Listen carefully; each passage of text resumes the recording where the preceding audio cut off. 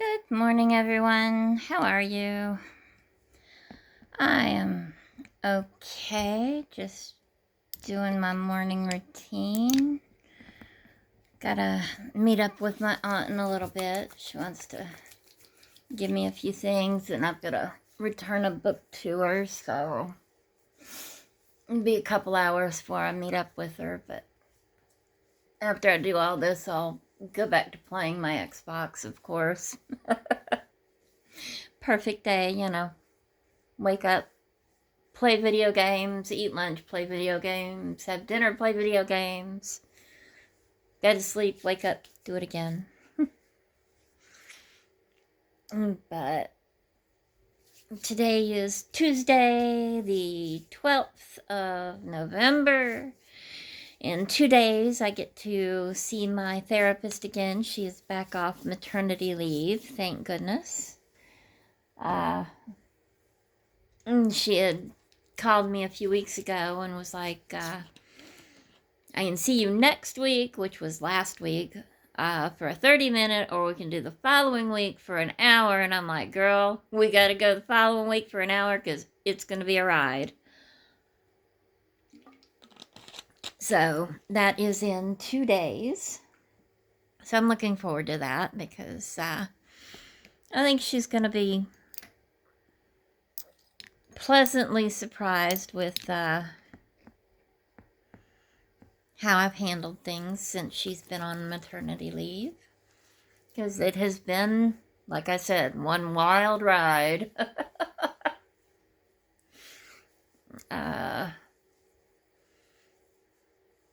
One thing good that has happened over the past few weeks is while I was at my coloring club a few weeks ago, the lady that set me up to do my coloring club, my tarantula class, I guess they have a regional meeting with the other counties, and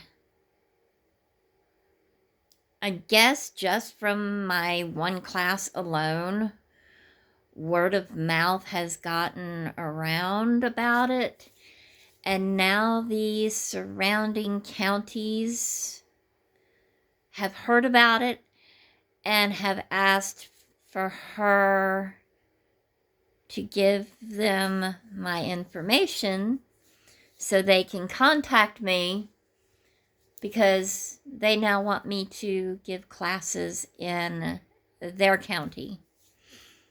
So she came up and asked me if it was okay for her to give out my information to them so they can contact me about putting on classes in their areas. And I'm like, hell yes. So even though I was planning on doing it next year, I was going to, go ahead and reach out to, different areas about possibly putting on a class. I don't have to do that because now they're going to reach out to me. And I am so overwhelmingly surprised and thrilled that because of my class that I gave and the positive support and encouragement that came from it, that the surrounding counties are now wanting to have me come to it. And that is just, holy shit. I can't believe it. That is just amazing to me that happened. So, yeah, I have been kind of riding high about that. That has been absolutely thrilling for me. I did not expect that. So, yeah. It was very, very unexpected that they, I mean, out here the counties are fairly big, and there's a lot of rural land that is farmland. So, having a lot of word of mouth go around is really good for this kind of area. So the fact that, I have to drive 25 minutes just to get from here to town. It's it's 25, 20 miles about. So, it's not like the city. It's distances, but it's not a lot of traffic. So it it just really was surprising. But then, a few weeks ago I had news that was pretty upsetting to me. And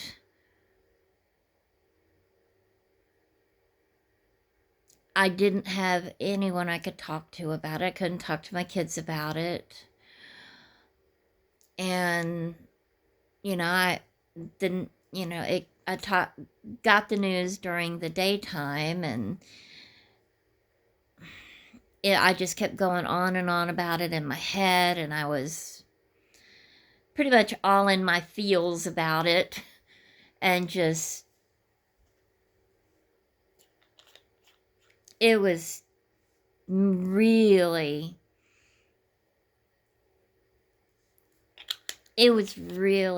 tearing me up inside. And since I didn't have family I could talk to, I couldn't talk to my kids about it at the time. And so I have this one friend of mine. She's amazing. She lives out in Kansas City, Missouri. And I was like, hey, you got a minute? And she's like, yeah, what's up? Give me a call. So, I was able to call her, and she was able to help talk me through, what I was going through, what I was feeling, and help me see things a little more rationally, a little less emotionally.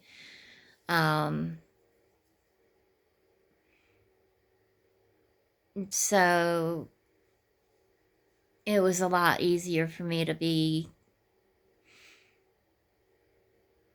less biased as well. And a year ago I would have never even reached out to quote unquote bother somebody about what I was going through, what I was feeling.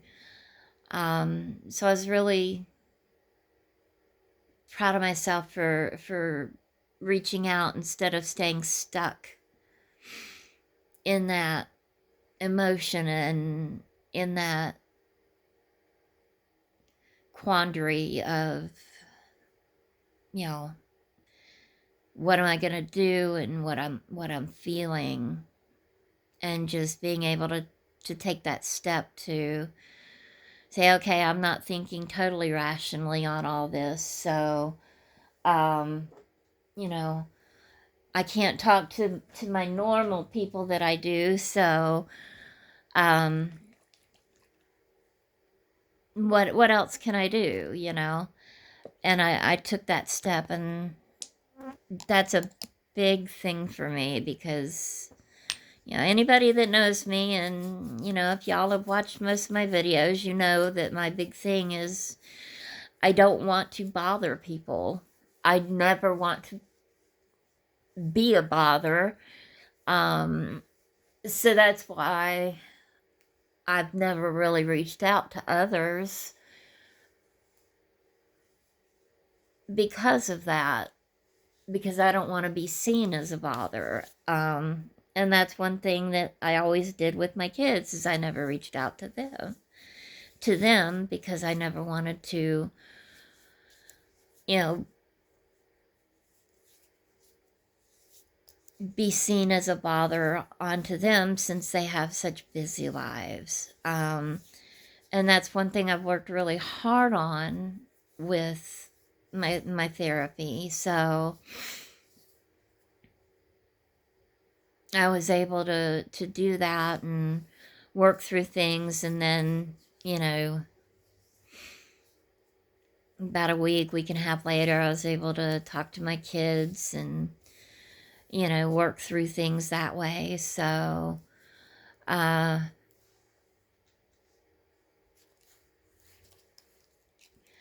it's it may not sound much to some people, but for me, that's a very big step. You know, reaching out with a text to say, "Hey, can I talk?" Because that's something the old me would never do. I would never have done that a year ago. So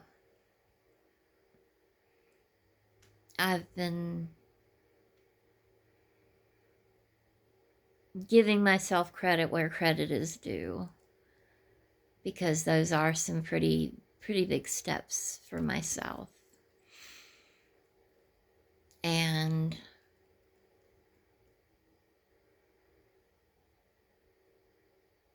nobody's going to build me up if I don't do it. Because it is just me, myself, and I down here. And I need to be my biggest cheerleader, so that's what I am trying to do. So, you know, when I notice myself trying to fall into those old habits of, you know, secluding and, you know, getting too much into my own head, when I take those steps to not do that, I definitely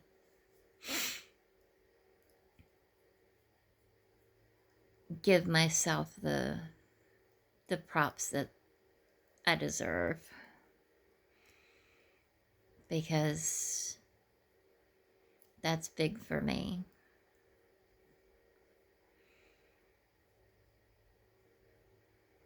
So, yeah.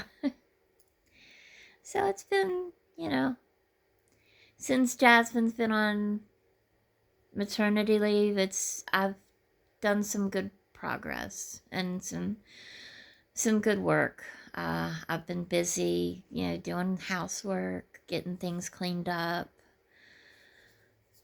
You know, that doesn't sound like much to some people, but for me, it's hard getting housework done. Things pile up because I can't get it done because of my back and neck, and then I get overwhelmed and just don't know where to start. So lately I've just been, you know, starting in a place, and slowly it gets done. And, you know, I give myself I give myself credit for at least getting it done and getting things accomplished. When you live alone and you go into a big depression, you know, your surroundings end up reflecting the chaos in your head. And, you know, I'm fixing the chaos in my head, but I also have to fix the chaos around me. And because of my physical limitations, that's not as easy as fixing the chaos in my head, which isn't easy either. But I'm working just as hard on that. So, you know, it's a struggle, but I'm getting there. Uh, I am getting there. It's slow progress, but it is progress, and I am I'm proud of myself for the work I'm doing on all issues and all fronts. I did lose some of my tarantulas. I lost my cobalt blue Camurial. It looked like he molted and it just did not, he didn't survive it. I found him dead in his little burrow. I lost Chibat, which was my Puerto Rican pink toad. He was literally stuck with his carapace half off, so he died during molting. And then my green bottle blue Lyrial, I found him at kind of in the bottom of his webbing, just kind of sitting there curled up in himself. And you know, he hadn't molted. I don't know what was going on with him, but you know, he hadn't molted recently, so I kind of just got him out. I kept using a water dropper to put water on his fangs. I crushed up some crickets to put on his fangs. I kept him with me to keep him warm with my body heat. I nursed him for close to a week. I mean, every day I would put him in my bathroom with my overhead heater on, with the shower going with hot water to keep him in a moist environment for a little while. I did that at least once or twice a day. So I nursed him, you know, almost a week, but he didn't survive. He was when I got him, he was a fairly good size as it was, but I had him for 3 years and 4 months. So I'm guessing it was age, but I mean, he was not a mature male. He did not have his tibial hook, so I can only guess that it was age. So I don't know.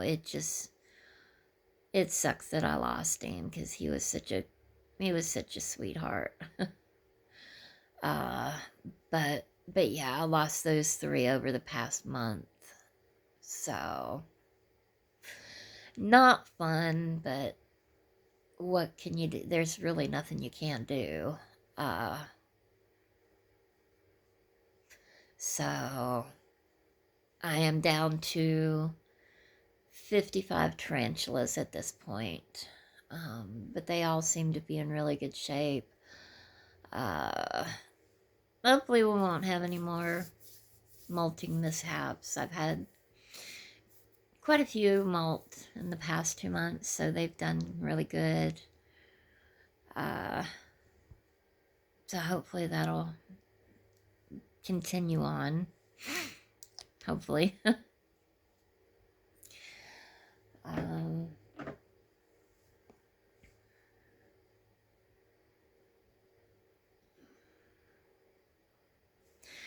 Not a whole lot else going on. I have talked to my aunt periodically. I don't reach out to her. In the beginning, you know, quite a few months ago, when she would call, I just wouldn't pick up. And then she stopped calling, you know, and would only end up calling like maybe once every week to 10 days, and I would answer at that point. So now she only calls like maybe once a week, and I'll answer and we'll talk, and that's good enough for me. But that's close enough contact for me. Like I said, we do need to meet up today. She needs to give me cash for some things she ordered from me by Amazon. I got a book of hers that I got to get back to her. But, you know, I'm not real comfortable around her anymore. And trying to keep that relationship going with her was just tearing me apart inside. And keeping her at arm's length now is just a lot more peaceful for me, honestly. And I need that for my own mental health. So,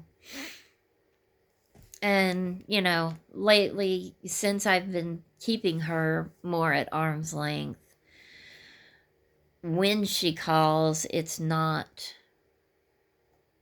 to ask me for things, it's actually to just see how I'm doing, surprisingly,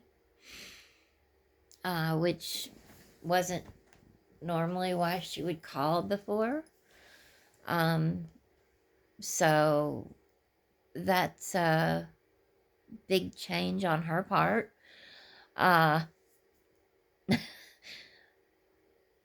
So, you know, that's a different dynamic there. But, you know, whether that's something that'll change or not, I don't know. I'm skeptical. But, you know, she is the only family I've got left of my dad. So, yeah, arm's length is fine enough for now. We'll see how things go. So,